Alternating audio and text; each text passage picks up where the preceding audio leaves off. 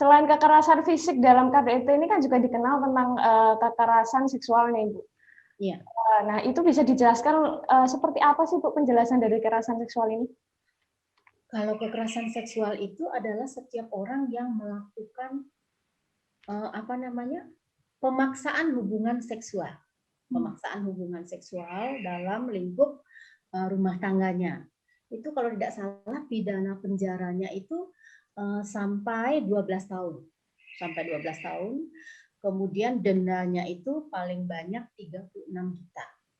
36 juta itu kekerasan seksual, pemaksaan hubungan seksual. Gitu kan. Berarti kan maksudnya ini persetubuhan. Nah, tetapi kalau kita melihat undang-undang ini, apabila pemaksaan hubungan seksual itu dilakukan oleh suami terhadap istri, itu juga merupakan delik aduan. Nah, itu di sini juga disebutkan apabila seorang suami melakukan pemaksaan hubungan seksual kepada istri, itu juga disebut sebagai delik aduan. Seperti itu ya. Jadi ada kekhususan perbuatan antara suami dan istri.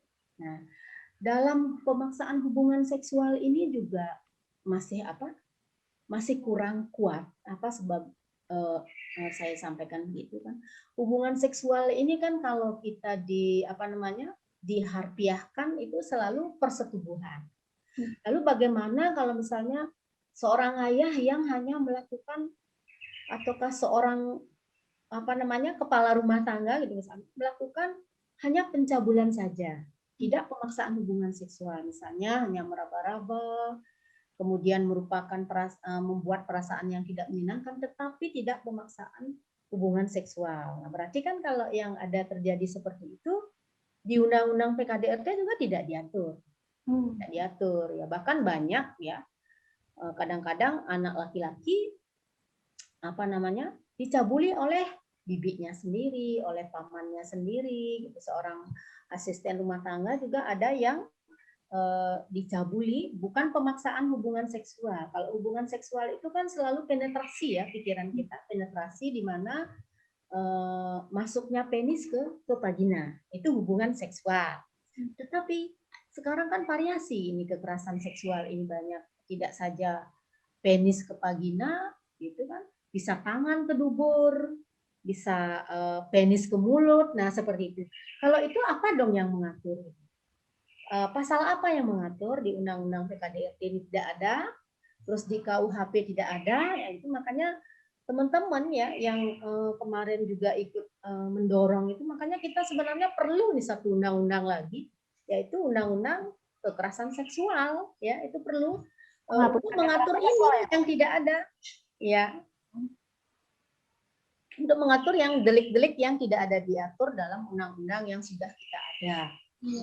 Apabila suatu perbuatan, walaupun perbuatannya ada, kalau undang-undangnya hukumnya tidak ada, itu kan kita tidak bisa menyatakan bahwa orang itu bersalah. Nah itu masalahnya. Dunia hukum ini hampir sama dengan dunia kedokteran ya. Kalau dunia kedokteran dan dunia kesehatan ya, penyakit itu datangnya bervariasi ya.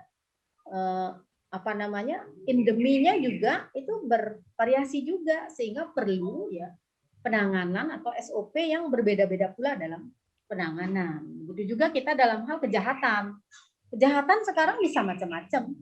Bisa kekerasan seksual lewat medsos, bisa tangan masuk dubur ya, dan lain-lainnya, bisa kayu atau alat seksual lainnya yang masuk mulut anak-anak masuk dubur. Berarti apa dong yang mengatur gitu ya? Oke, berarti memang macam-macam untuk kekerasan seksual dengan adanya sebenarnya dukungan dari RUU PKS ini, tapi nasibnya belum tahu sampai sekarang ya, Bu? Ya, itu. Sedangkan di KDRT ini hanya ada pemaksaan hubungan seksual. Itu bahasanya di KDRT. Berarti kan itu hanya persetubuhan. Hanya persetubuhan, pemaksaan persetubuhan yang diatur dalam Undang-Undang KDRT. Oke. Terima kasih sudah nonton. Jangan lupa like, subscribe, dan share ya.